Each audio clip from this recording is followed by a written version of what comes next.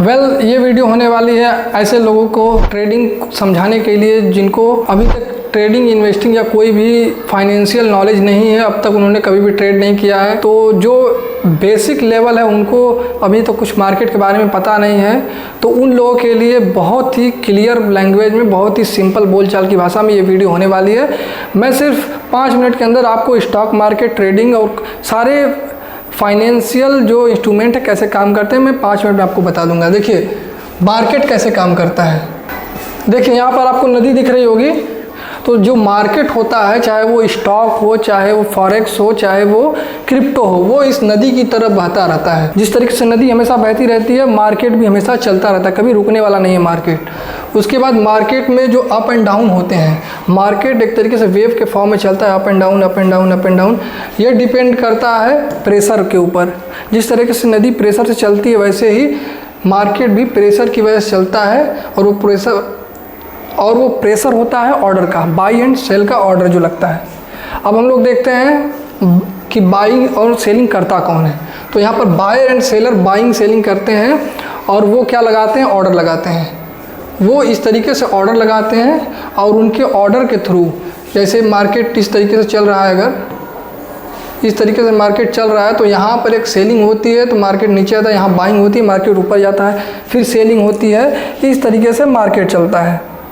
फिर हम लोग देखते हैं कि बाइंग और सेलिंग किस तरीके से होती है, क्या देखकर होती है।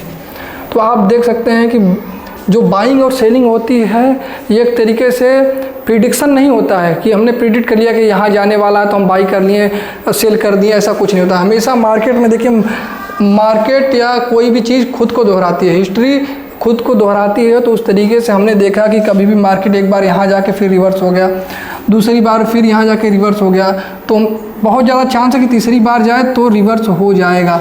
तो हम यहाँ पर सेल का ऑर्डर लगा सकते हैं। फिर हम यहाँ देखेंगे कि बार बार यहाँ से रिवर्स हो जा रही है, रिवर्स हो जा रही है, तीसरी बार अगर यहाँ आई तो हम यहाँ बाई कर सकते हैं।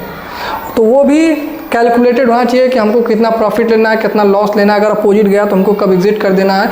इस तरीके से ट्रेडिंग होती है। तो यहाँ पर हमारे पास 3 चीज़ें होती हैं।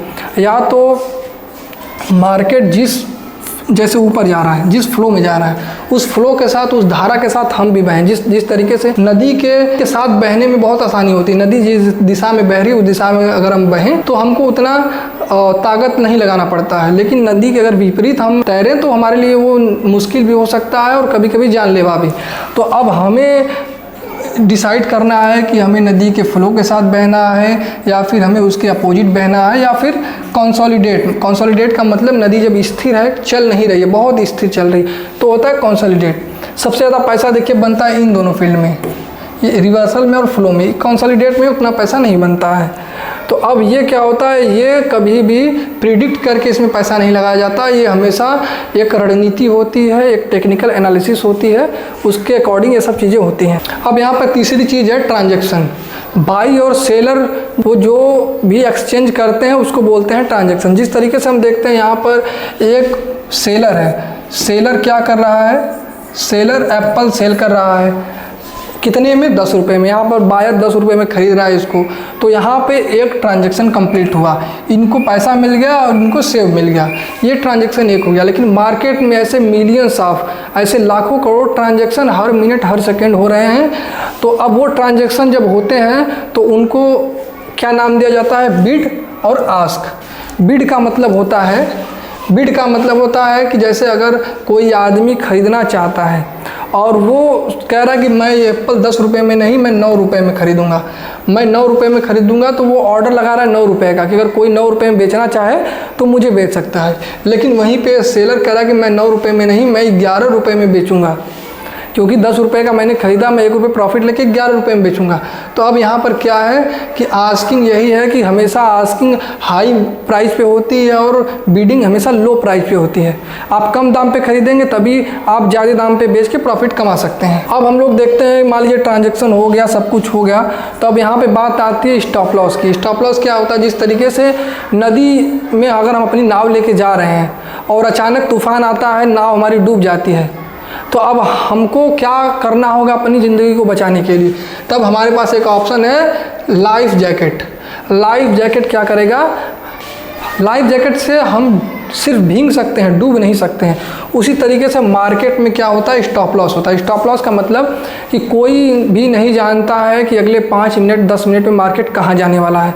लोग हमेशा बाय या सेल करते हैं पिछले जो भी टेक्निकल चीज़ें हुई हैं, जो चार्ट पे दिख रही हैं कि प्राइस एक्शन या कोई भी चीज़ चार्ट पर इस तरीके से बन के आया है, वो आपको दिख रही हैं, आपने वो सोच के खरीद लिया कि हो सकता है पहले ऐसे हुआ था आगे भी ऐसे जाए, आपने खरीद लिया। लेकिन अगर आपके अपोजिट जाने लगे तो आपको क्या करना पड़ेगा, एक स्ट्रेटजी बनानी पड़ेगी कि हमको स्टॉप लॉस लगाना है। अपनी ज़िंदगी को बचाने के लिए, अपने फंड को बचाने के लिए आपको स्टॉप लॉस लगाना है। तो स्टॉप लॉस बहुत ज़रूरी होता है ट्रेडिंग के लिए। तीसरी चीज़ क्या है, यहाँ पर पोजीशन साइजिंग। पोजीशन साइजिंग क्या है, अभी तो हमारी नाव डूबी थी तो हमारे पास लाइफ जैकेट था, तो अब वही नाव अगर मेरे पास अगर 10 नाव हैं, मेरे पास 10 नाव है, वो एक नाव डूब गई तो हमारे पास अभी 9 नाव बचे हैं। फिर हम ट्रेड करने के लिए अगर जाएंगे तो हर बार तो नाव डूबेगी नहीं, किसी बार प्रॉफिट हुआ तो उस प्रॉफिट से हम दूसरी नाव खरीद सकते हैं। लेकिन अगर हम अपनी 10 नाव एक ही बार में गए और हमारी पूरी नाव डूब गई, तब तो फिर हम तो कंगाल हो गए। तो हमेशा अपने पैसे के 90% फंड को हमेशा रखना चाहिए सिक्योर करके, सिर्फ एक ट्रेड में 10% ही पैसा लगाना चाहिए। इससे क्या होगा, प्रॉफिट हुआ तो अच्छी बात है, अगर लॉस हुआ तो आपके पास 90% फंड आपका है कि आप आगे ट्रेड ले सकें। तो यही स्टॉक मार्केट है, बहुत ही सिंपल लैंग्वेज में आप लोग समझ गए होंगे। बाकी आगे मैं और भी डीपली इन चीज़ों को समझाऊंगा, फिर वो चीज़ें और टेक्निकल होंगी। तो आप रेगुलर वीडियो को देखते रहिए, बाकी हमारे चैनल को सब्सक्राइब करिए। तब तक के लिए धन्यवाद।